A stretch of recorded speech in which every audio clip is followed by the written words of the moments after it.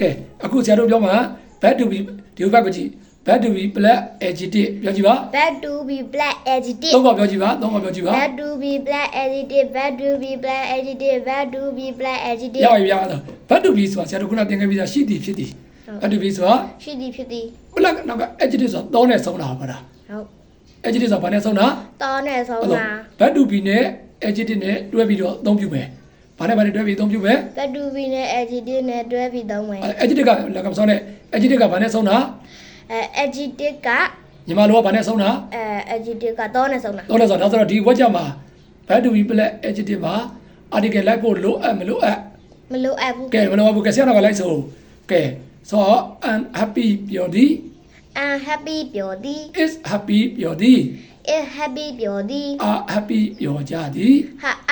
happy ပြောကြသည် ဒါဒီတော့ပစ္စုပန် ဒါပြစ္ဆုတ်ပန် ဟုတ်ပြီဒါတိခဲ့ပြီးသားတွေဆို was happy was happy ပြောခဲ့သည် were happy ပြောခဲ့ကြသည် အတိတ်ကာလနှစ်ခု အတိတ်ကနှစ်ခု share be happy ပြော happy လား ပါတယ် so shall be share be happy ပြောလိမ့်မယ် ပြောလိမ့်မည်ပဲ ပြောလိမ့်မည် ဟုတ်ကူ will be happy ပြောလိမ့်မည် ကာလဘယ်နှပါ happy ထားမနာ မမေးတော့လည်းတော့ရပြီကာလဘယ်နှပါ ကာလ3ပါ ကပြန်ဆိုကြည့်တာ unhappy ပြောသည် unhappy ပြောသည် is happy ပြောသည် are happy ပြောကြသည် အဲ့တော့ဘာကာလအတွက် ပြစ္ဆုတ်ပန်ကာလအတွက် ကတော့ကိုဆိုအောင်ဗျာ was happy ပြောခဲ့သည် were happy ပြောခဲ့ကြသည် ဟုတ်ပြီအဲ့ဒါဘာကာလအတွက် အတိတ်ကာလအတွက်က ဲလို့ပါအောင်ဗျာနောက်တစ်ခု share be happy ပြောလိမ့်မည် will be happy ပြောလိမ့်မ ဒါဆို ည် သူ့ကိုအင်္ဂလိပ်တရားအရပြန်ပြီးကောင်းရင်အခုသုံးမဲ့ grammar ပုံစံဘယ်လိုပုံစံလေး bad to be black adjective အဲ့ဆိုရင်ဆရာနောက်မှာ article လိုက်ဆရာလို့သေးလား လို့ ဘယ်လိုတိုက်ရတော့မယ် bad to be black adjective ကဲဆရာဒီလေးဝက်ကြဆိုကြည့်တယ် I am happy ပြောကြည့်တယ် I am happy I am not happy am I happy am I not happy ရပြီဆရာညီမလေးပြောတော့ကျွန်တော်ဒီပြောသည်လို့ပြောရင်ရတာမရဘူးလား ပြောသည် ဟုတ်ဝက်ကြဟုတ်လား ဟုတ်ဝကြ ဝက်ကြ ဟုတ်ဝကြ ဝက်ကြကြည့်တာတရားကြည့်တာထောက်တာအဲ့မှာ am ကိုမြင်နေတာ am သူကဘာလို့ဖြစ်မနေဘူးလား ဖြစ်တယ် နောက်က happy ရပါတော့ဗျ happy ကပြောသည် ဟောလေတရားလို့နာမည်ပေးလေသူဘာလို့ပေးမလဲ ဒါလို့ adjective အေးဘောဗျဆရာလေ adjective bad to be black adjective အဲ့ဒီကတဲ့ကိုလို့လား လို့ လက်ရှိပစ္စုပန်မှာသုံးလို့ရလားမရဘူးလား ရတယ် ကဲပြောအလုပ်ပြောတဲ့သမီး I am happy လေးဝက်ကြပြော I am happy I am not happy am I happy am I not happy အဲ့လိုရပါပြီကဲလိုင်းဘွားကျောင်းသားတွေကြည့်တာပါအခုပြောတဲ့ပုံစံ bad to be black adjective ပါ bad to be black adjective အဲ့ဒီကလည်းဆရာလုံးဝ မလို့ ခုတော့သမီးတို့ဆရာမြန်မာလိုကပ်သမီးဆရာကိုကြည့်သင်ဒီပြောသည်ဆိုဘယ်လိုပြောမလဲ တင်းတီပြောသည် you are တင်းတီ ဟုတ်ပြီ you are လို့လေ you are happy you are not happy are you happy are you not happy ဒါ bad to be black adjective ပါကဲဝီနေပဲကျွန်တော်တို့ဒီပြောကြသည်ဆိုဘယ်လိုပြောမလဲ ကျွန်တော်တို့ဒီပြောကြသည်ဆို ဟုတ်ပြီ we are happy we are not happy are we happy are we not happy သူမဒီပြောရွှင်သည် she is happy she is not happy is she happy is she not happy သူဒီပြောတာမဟုတ်ဘူးလေသူလည်းပြောတယ်ပေါ့ကဲသူဒီပြောသည်ဘယ်လိုပြောမလဲ he is happy he is happy he is not happy is he happy is he not happy ကဲသူတို့ဒီပြောရွှင်ကြသည်ဘယ်လိုပြောမလဲ သူတို့ဒီပြောရွှင်ကြသည်ပြောကြအဲ့ဒါကthey are happy they are not happy are they happy are they not happy ကျွန်တော်တငယ်ချင်းလည်းပြောတယ်တဲ့ဗျာ ကျွန်တော်တငယ်ချင်းကလည်းပြောတယ် ကျွန်တော်တငယ်ချင်းဒီပြောရွှင်သည် ကျွန်တော်တငယ်ချင်းဒီquestion ဒီ ပြော my friend is no my friend is happy my friend not is happy ဆရာဒီကစကားလုံးကြံခဲ့တယ်လေဘာကြံခဲ့ရတော့ရမယ်နံပါတ်1ကိုပြန်ဆို my friend is happy my friend not my friend ဘယ်စကားပါ my friend ပြီးတော့ဘာလာမှာလဲ my friend is my friend is not happy ဒီကစကားလုံးထားခဲ့ကြ is there is there ဘယ်လို ဘယ်လိုပြောကျွန်တော်ပါဆိုပါ ကျွန်တော် ဩ in my friend happy နံပါတ် in my friend not happy 4ဘာတော့စဉ်းစားနေအောင်ဆရာပြော my friend ပြော my friend is my friend is happy my friend is not happy in my friend happy in my friend not happy ကျွန်တော်ညီမလေးကလည်းပြောတယ်တဲ့ဘယ်လိုပြောမလဲ ကျွန်တော်ညီမလေးလာပြော my sister is happy my sister is not happy ပြောကြတော့ it in my sister happy in my sister not happy အမေကလည်းကျွန်တော်တို့အမေကလည်းပြောပါတယ်ဗျာကျွန်တော်အမေလည်းပြောတယ်တဲ့ပြောကြပါဦး my mother is happy my mother is not happy in my mother happy in my mother not happy ကြရလားမရဘူးလား ဟုတ် ဒါအင်္ဂလိပ်တရားလို့ပြန်ကောင်းရင်အလုံးနားတော့ကြည့်ပါ bad to be black adjective ဖြစ်ပါတယ်ဘာပြောပါသည် bad to be black adjective bad to be black adjective ကိုသုံးရင်ဆရာတို့ကနောက်မှ article လိုက်ဆရာမလိုပါဘူး s လည်းလိုက်ဆရာ မလို့ ဘာလို့ဆိုတော့ bad to be နဲ့ adjective နဲ့တွဲပြီးတော့အသုံးပြုမှာဘာနဲ့တွဲမှာ bad to be နဲ့ adjective နဲ့ အဲ့တော့ဆရာတို့အင်္ဂလိပ်တရားမှာဘယ်လိုပြောခဲ့လဲ bad to be နဲ့ adjective နဲ့တွဲသုံးတဲ့ adjective ကိုဘာ adjective အဲ့ဒီဟာကလေ နှမျိုးတွေကဘာဖြစ်မလဲ trap attribute တွေ attribute adjective က noun ကိုအထူးပြုတာလေ ဟုတ် ဒါကဘယ်သူမှအထူးမပြုဘူးလေ ဟုတ် ကဲအဲ့ဆိုတော့ဘာ adjective တော့ attribute တွေ adjective attribute adjective က adjective ကဘယ်သူအထူးပြုရမှာနော် adjective ကနာမ်ကိုအတူ ဒါက noun ကိုအထူးမပြုဘူးလေ ဟုတ် noun မှာမပါတာကိုကဘာနဲ့တွဲရမှာလဲ bad to be နဲ့ adjective bad to be နဲ့ adjective နဲ့တွဲသုံးတဲ့ adjective ကိုဘာ adjective လို့အင်္ဂလိပ်တရားခေါ်တာတော့ဘယ်လိုနာမည်ပေးထားတော့ အဲ့ဒါ နှမျိုးရှိရ attribute adjective က attribute adjective ဆို bad to be ရဲ့အဲ့ဒါ ဘာတော့ အဲ့ဒါတော့နမီလား predicate pretty ရောက်တယ် နောက်ကစားပြန်မကြည့်ဘူးအကြောင်းမလို့ပြန်ကြည့်နောက်ကစားအောင်ပြောကြလား ဟုတ်တည့်ရအစားနာမည် predicate predicate adjective အားလုံးမှတ်ထားပါ predicate ဒါတော့ bad to be နဲ့ adjective နဲ့တွဲသုံးတဲ့ adjective ကို predicate adjective လို့ခေါ်ပါတယ် adjective ကတော့နှစ်မျိုးသားရှိတာ pretty adjective ကနောက်တော့ adjective က noun ကိုအထူးပြုတာရှိတယ်အဲ့ဒါကို attribute adjective လို့ဆရာတို့ကခေါ်ပါတယ်အခုက bad to be နဲ့ adjective နဲ့တွဲမှာဆိုတော့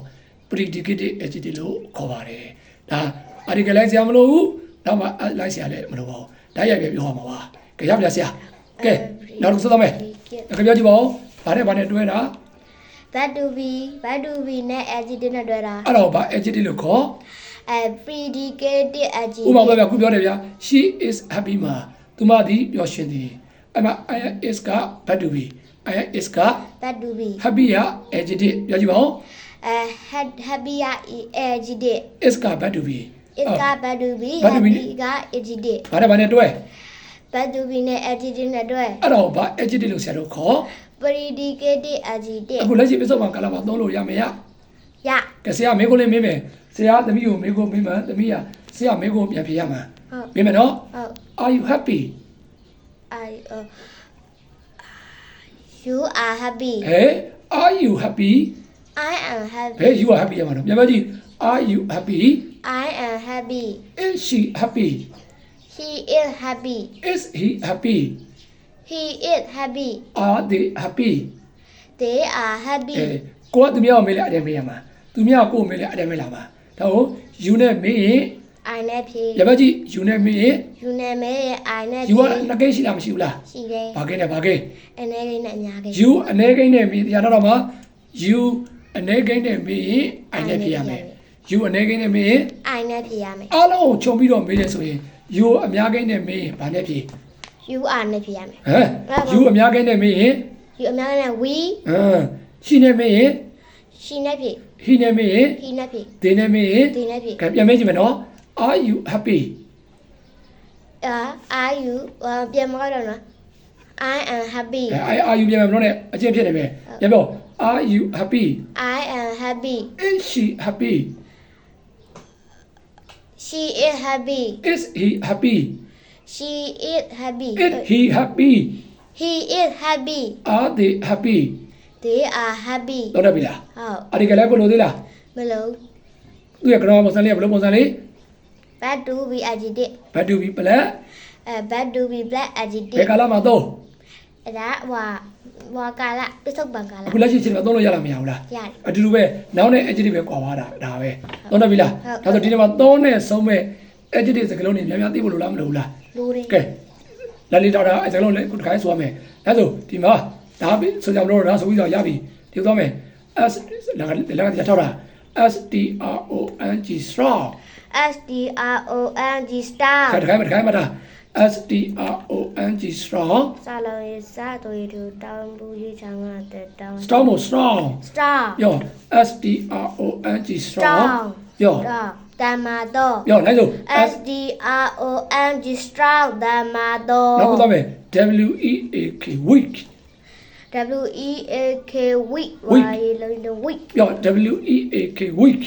weak weak အနေတော့ အနေတော့ glad ဝမ်းသာတော့ glad glad ဝမ်းသာတော့ glad ဝမ်းသာတော့ glad ဝမ်းသာတော့ ရပြီလားဒါပြီတော့ ရပြီ ကဲပြတော့ဘောပြတော့ ကလာရေးကစားစလက်ကလက် ကဘဲကလက်ပါပဲက က လက် လက်လိုက်ကတဲ့လက် သူကလစ်ချင်နေတာဘယ်လစ်ချင်နေလဲလာပါတော့ရပြီရောအေးပြီကလက်ကဲအဲ့တော့လုံးပြဆိုကြည့်တယ် stro strong strong တမတော့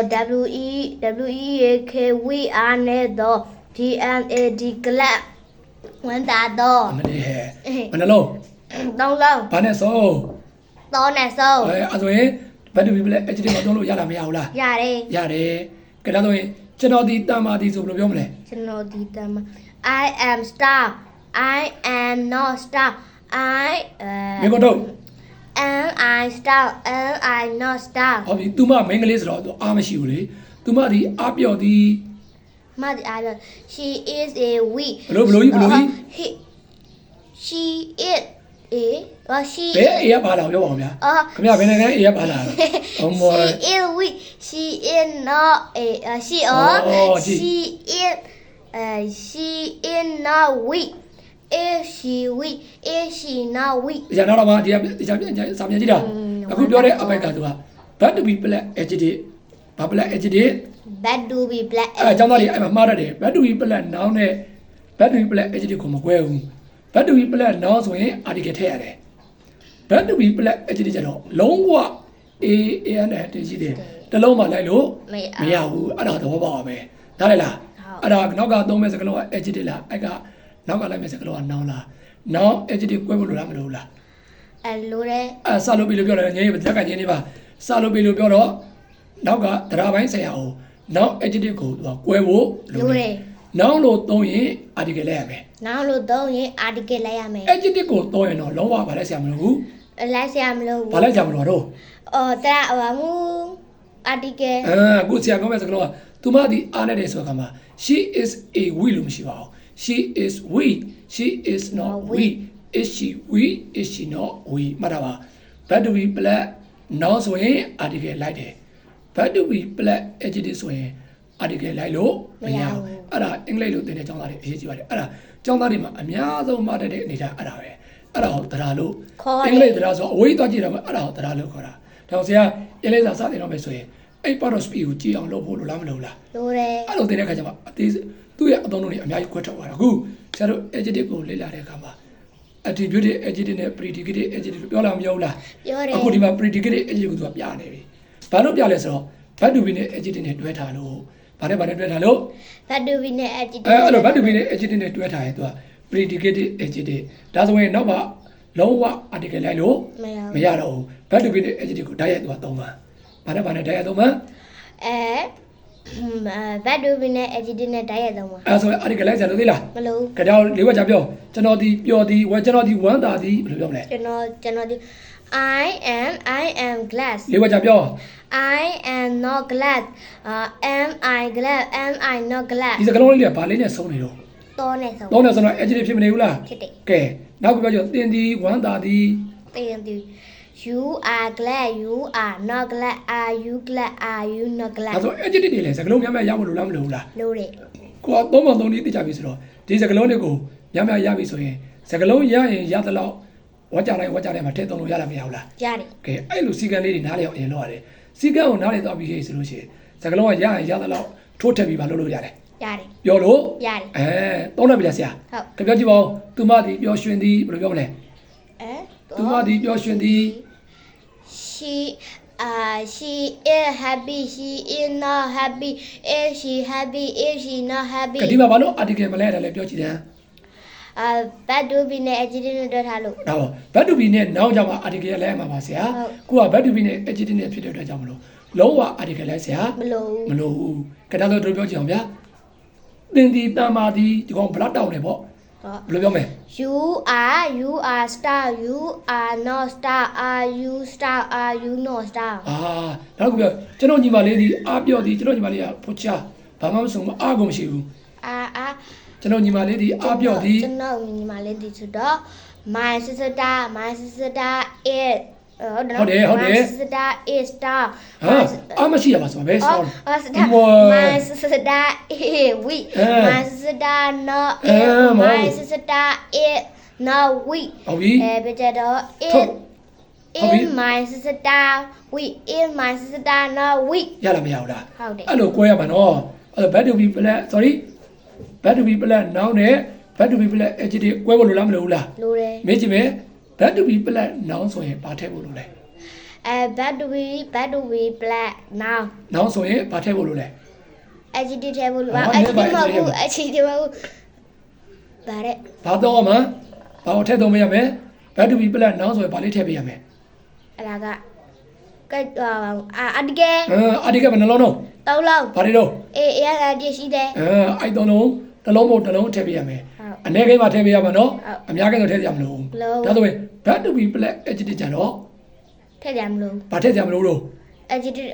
လောက်ပြန်ပြီအတကယ်ထည့်ကြမလို့ ရှင်းလား bad to be plan noun ဆိုရင် article သုံးရမယ်အဲ့ article သုံးတာလည်းအနေကိန်းမှာသုံးရမှာအများကိန်းဆိုသုံးစရာ မလို့ bad to be plan adjective ကြတော့ဘာ article မှာလည်းဆရာမလို့ဓာတ်ရိုက်သုံးရမှာဘာနဲ့ဓာတ်ရိုက်လဲဆိုတော့ bad to be နဲ့ adjective ဘာနဲ့ bad to be နဲ့ ခုန adjective ကဝါကြပေါ့ဗျာ you are strong မှာဆိုရင် AI are bad to be ဟုတ်လားမဟုတ်လား ဟုတ်တယ် strong က adjective ဟုတ်လားမဟုတ်လား ဟုတ်တယ် ဘာနဲ့တွဲထားလဲ bad to be နဲ့ adjective တွဲထား အဲ့တော့ predicated adjective လို့ခေါ်တာပေါ့ predicated ရှင်းလားမသိဘူး ဟုတ်ရှင်း you are strong အဲ့လိုသုံးတာဗျာရလားဆရာကြပြောသူတို့ဒီဝမ်းသာကြသည်သူတို့ဒီဝမ်းသာကြသည် they are glad they are not glad are they glad are they not glad ဆရာသုံးတဲ့စကားလုံးတွေလိုလားမလိုဘူးလား လိုတယ် ရဖို့လိုလားမလိုဘူးလား လိုတယ် အဲ့ဒါတပည့်ကတရားပိုင်းဆိုင်ရာသိပြီဆိုရင်ဟောရတာရဖို့လိုပါပြီလေ next one နောက်ရလန်ဒါမှမဟုတ်ခုညနေဆိုရမယ်စကားလုံးပါလာပြီနော် ဟုတ် ကဲလို့ဗျာဆရာကဲဒီကိုဆက်တော့မယ်ဒီကိုဆက်တော့မယ်ကဲခိုင်းတာခိုင်းလဲဆိုရမယ်ကဲဒီမှာဒါ F R A G R A N T fragrant R A G R A N D fragrant favorite Florifa ရကောက်ရေးချာရ fragrant grant ကောက် ရကနတ်တာဘောကဒီမှာ ရကောက်ရေးနာတဲ့ grant အောက်ကမြေထဲလဲလေ fragrant ညီမတို့ပြော fragrant မွေးကြိုင်တော့ နောက်ခေါက်ဆို F R A F R A G R A N D fragrant မွေးကြိုင်တော့ F R A G R A N D fragrant မွေးကြိုင်တော့ ရပြီ L I G H T light ပေါ်ပါတော့ M I G H D light ပေါ်ပါတော့ ဆိုလေဆိုလေ M I G H D light ပေါ်ပါတော့ M I G H D light ပေါ်ပါတော့ ဟုတ်ပြီနောက်ကတော့မယ်သူ H E A V Y heavy လေးလံတော့ H E A V Y heavy လေးလံတော့ heavy ဟုတ်တယ် heavy လေးလံတော့ H E A Y V heavy လေးလံတော့ ဆက်မယ် N E W new တစ်တော့ N E W new တဲ့တော့ O အဲ့ဒါရပါနော် O L D O ဟောင်းတော့ O N D O ဟောင်းတော့ O L D O ဟောင်းတော့ O N D O ဟောင်းတော့ ဟာ O I မှာတွေ့ခဲ့မလား ဟုတ် နောက်ဆုံးမယ် T A M E တိတ်ရင်ကျေးတော့ T A M E တဲ့ရင်ကျေးတော့ T A M E တိတ်ရင်ကျေးတော့ T A M E တဲ့ရင်ကျေးတော့ ဟုတ်ပြီ W I S E Y ပညာရှိတော့ W I S E Y ပညာရှိတော့ နောက်ခေါက်ဆို W I S E Y ပညာရှိ အဲ့ တော့ ဒါစုတော့ဘကတော့လို့ဒီဘက်က9လုံးဆို10လုံးမရဘူးလား ဟုတ် ညနေလွတ်ပြရမယ်နော်အဲ့ဒါ ပြန်ဆဲလား ကဲရဆုံးမယ် F R A F R A G R A N D fragrant ဟုတ်တယ် fragrant ဟမ် fragrant မွေးကြိုင်တော့ M I G H D light ပေါ်ပါတော့ ဟုတ်ပြီ ဟောပြကြတော့H E A H E A Y or H E V Y ဒီစလုံးပေါင်းတော့လွဲနေပြန်ပေါ့ H E A E A V Y heavy လေးလံတော့ လို့ပါ N E W တေတော့ O N D O ဟောင်းတော့ T A M E တဲ့ရင်ကျေတော့ W I S E Y ပညာရှိတော့ ဘာတွေနဲ့ဆုံးနေတော့ တော့ရနေဆုံးနေ အဲ့ဒါသုံးနေဆုံးတော့နာမည်တက်ဘာလဲ adjective adjective အခုသုံးမဲ့ကဏ္ဍ grammar ပုံစံကဘာနဲ့ဘာ အခုတော့မယ် ဘာပလက်ဘာပလက် ဘာလဲ that to be black adjective အဲ့ဒီကလေးကြာလို့သေးလား လုံး ဘတ်တူဘီပလက်နောင်းဆိုတော့ဘာလို့ရမလဲ လိုက်ရမယ် အနေကဲဆိုလဲရမယ်အများကဲဆိုလဲဆရာ မလုံး ဘလို့အဲ့လို grammar ပုံစံကိုသိပြီဆိုရင်ခုလို speaking ပြောတာလွယ်လားမလွယ်ဘူးလား လွယ်တယ် လွယ်လေဒါလေးစကလုံးရရင်ရတယ်လို့ထိုးပြောသွားရုံပဲရပြဆရာလေးကလေးမကြီးတဲ့ចောင်းသားတွေလည်းပဲတခြားလေးလာကြည့်ပါအခုပြောတဲ့ကဏ္ဍဆရာတို့ဘတ်တူဘီပလက် adjective ဖြစ်ပါတယ် article လဲဆရာမလိုပါဘူးအဲ့ဒါကိုအင်္ဂလိပ်လိုပြောရင်တရားလိုပြောရင်ဘတ်တူဘီနဲ့ adjective နဲ့တွဲသုံးတာကို predicated adjective လို့ခေါ်ပါတယ်ပြောကြည့်ပါဦးဘာနဲ့တွဲသုံးတာ that to be နဲ့ adjective နဲ့တက်တော့နာ predicated adjective โอเคအဲ့တော့ဆရာတို့ဒီကန်းလေးဒီမှာပဲရက်လိုက်အောင်နော် stop here ဆရာတို့မနေ့ကမှထပ်ပြီးတော့ Stop here ဒီနေ့နှစ်ပိုင်းဒီမှာပါဒီချာလေးလေးလာပြပါအောင်ကဲ